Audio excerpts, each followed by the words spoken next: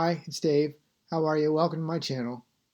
Today I want to talk about some things, I'm going to say four things that you're going to want to consider when you're reversing insulin resistance. If you're insulin resistant, if you're insulin resistant, there's probably been a whole laundry list of horrible things that have happened along the way that you've had to figure out what this whole diabetes, pre-diabetes, and insulin resistance thing is all about. Maybe you figured out how to reverse it through diet and exercise, and things are starting to get better for you. But here are a couple things that you're going to want to consider when reversing insulin resistance and increasing insulin sensitivity.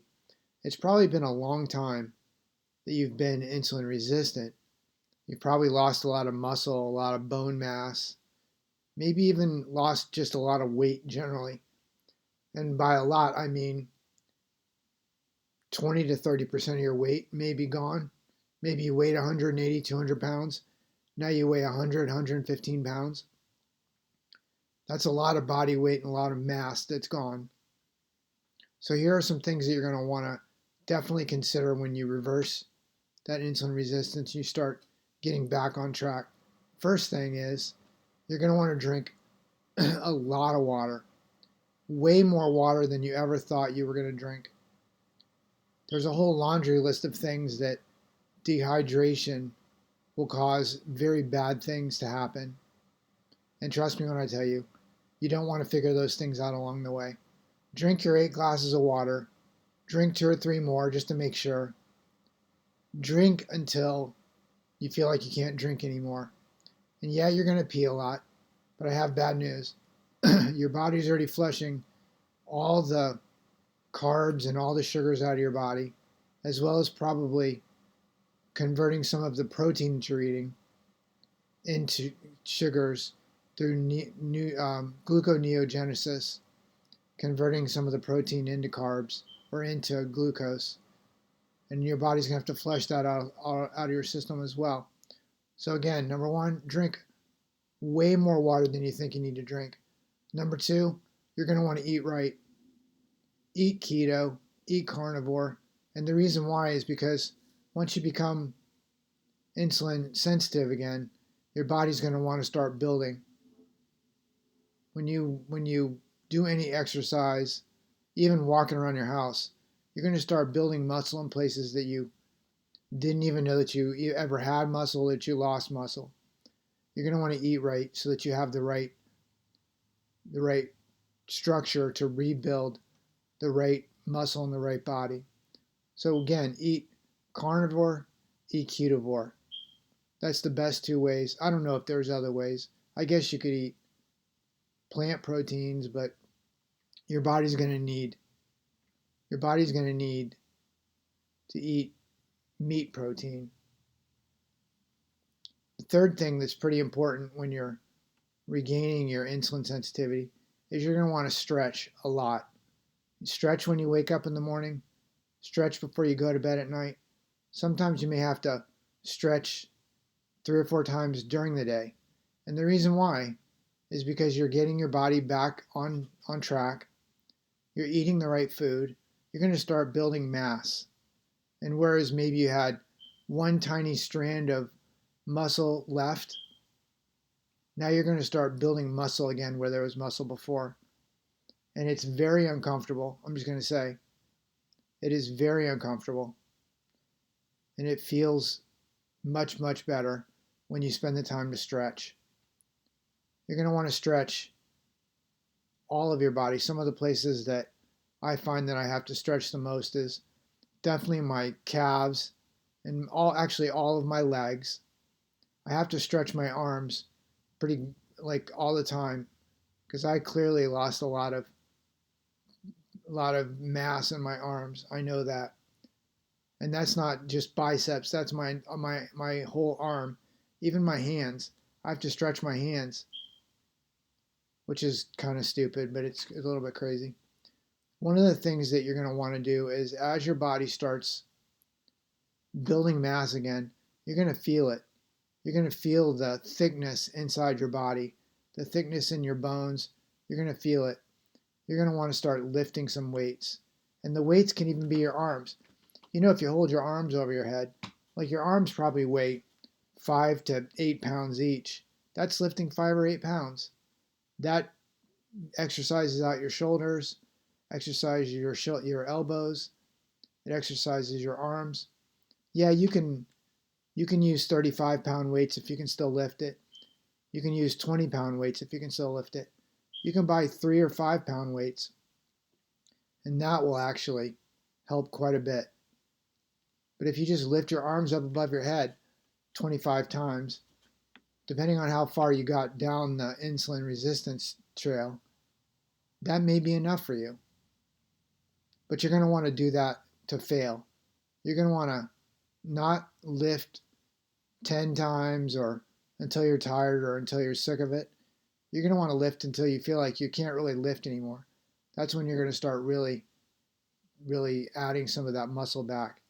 And quite frankly, once you get to the point where you can lift and lower your arms hundreds of times, then you're going to definitely want to buy a 5-pound weight or a 10-pound weight or a 20-pound weight and start working out with those. And the more muscle you build, the more insulin sensitive you'll be again. And that muscle will grow back faster. I mean, I don't know if this will happen. Anything happens faster with this, because I've been kind of focused on trying to figure all this out over the last 2 years, and nothing is happening fast. The only times things happen fast are usually bad things, based on bad decisions. Add sugar back into your diet at all, things are gonna get bad quick. It's not fun. If there's any questions on any of these things that I've covered, do me a favor and blink, leave a message below. I'd be more than happy to answer it. I'll tell you my story. I'll tell you what I've learned. I'll point you at some resources. There's plenty of resources on YouTube that can talk to you about reversing prediabetes and diabetes. Diabetes is easy to talk about. You're either a 5 on a chart or you're a 7 on a chart, which is either you're in line or you're above. But this insulin resistance thing, I know there are tests that you can test insulin resistance, but I just don't know if many people are testing for that. I would have never even thought about testing about that. I never even thought about testing for A1C. I wish I did now. But who thinks about insulin resistance? Well, I can tell you, once you become insulin resistant and you have the laundry list of horrible things that happen once you become insulin resistant, trust me when I tell you, think about it. Not regularly, but every minute you're thinking, what can I do right now to be helping myself to better myself in the tiniest way? Because things become not impossible, but as close to difficult, completely difficult, as close to that as impossible as you can get without it being actually impossible. I don't know how people don't figure any of this out and take it 10 steps further than becoming fully insulin resistant and all the horrible things that come along with that. I mean, I don't know how people can figure it out and how they deal with it. Maybe they end up in a hospital, I guess. So again, 4 things to consider reversing insulin resistance. 1, drink way more water than you ever thought you needed to drink. You need that water to flush all the garbage out of your system. You need that water to flush out even the protein that you ate. If you are eating 1 meal a day and you eat too much protein, guess what? Part of that protein gets turned to sugars, and your body's going to need to flush that as well. So you need to drink that water. And again, there's a whole list of horrible things that happens when you're insulin resistant and you didn't drink enough water. You don't have enough, you become like you just don't have enough water in your system. Number 2, eat right. Eat the right foods. And there's a million people that'll tell you that, eat beef. Eat beef until you're full. I don't know that I would eat 1 meal a day or worry about fasting or any of that stuff. I think that there is a place for all that. But when you're reversing insulin resistance, you're going to want to eat when you're hungry. You're going to want to eat until you're not hungry anymore. And then you're going to want to put it away and eat again later. So you want to eat right, eat the right stuff, eat ketovore or carnivore. Stretch regularly.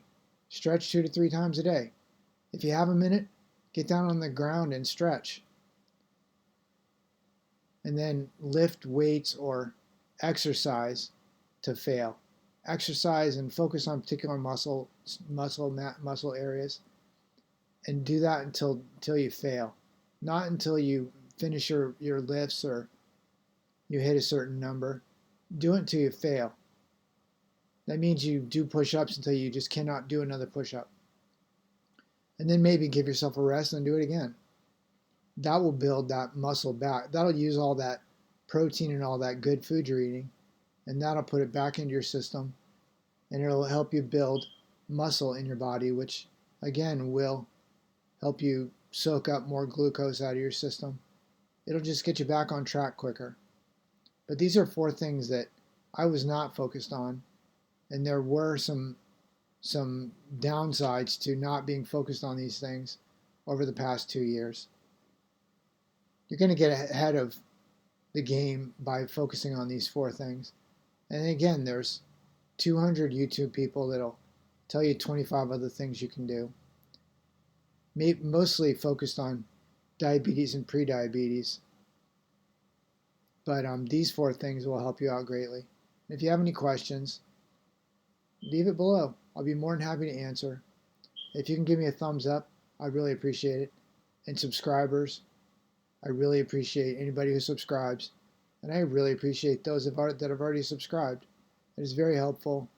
And I'm hoping that I can take my story and get my message out and save some people some of the nightmare that I've gone through. I hope you have a great day. Bye-bye.